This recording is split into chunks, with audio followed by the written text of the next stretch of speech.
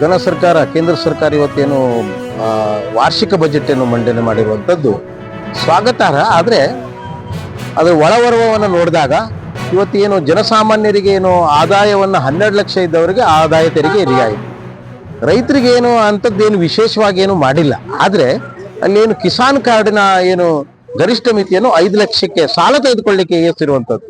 ಅಂದ್ರೆ ರೈತರನ್ನ ಸಾಲ ತೆಗೆದುಕೊಳ್ಳಿಕ್ಕೆ ಅಪರೋಕ್ಷವಾಗಿ ಪ್ರೋತ್ಸಾಹ ನೀಡುವಂಥದ್ದು. ನಾವೇನಂತೇವೆ, ರೈತರು ಸಾಲ ಮುಕ್ತ ಆಗಬೇಕು.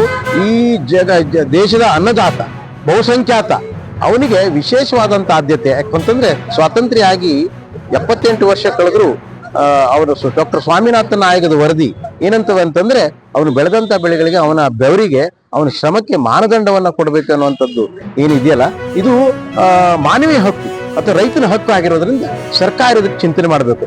ನಾನು ಈ ಬಜೆಟ್ ಅಂತ ಹೇಳಲಿಕ್ಕೆ ಯಾಕೋ ನಮಗೆ ನೋವಾಗ್ತಾ ಇದೆ.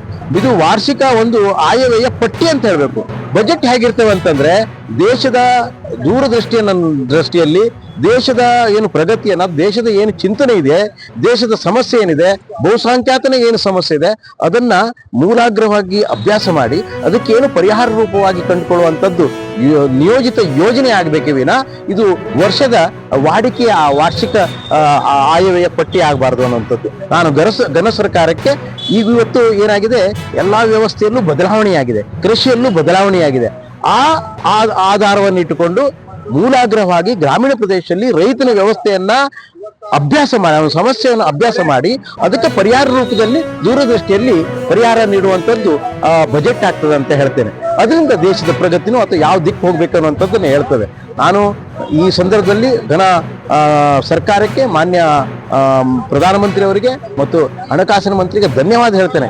ಇನ್ನು ಮುಂದಾದರೂ ತಾವು ಈ ದಿಶೆಯಲ್ಲಿ, ರೈತನ ದಿಶೆಯಲ್ಲಿ, ಯಾಕಂದ್ರೆ ಬಹುಸಂಖ್ಯಾತ ಪ್ರಜಾಪ್ರಭುತ್ವದಲ್ಲಿ ಬಹುಸಂಖ್ಯಾತ ಆ ದಿಶೆಯಲ್ಲಿ ಚಿಂತನೆ ಆಗಬೇಕು. ಚಿಂತನೆ ಮಾಡ್ತಾರೆ ನಮ್ಮ ಮಾನ್ಯ ನೆಚ್ಚಿನ ಪ್ರಧಾನಮಂತ್ರಿಯವರು ಅಂತೇಳಿ ವಿಶ್ವಾಸ ಇದೆ.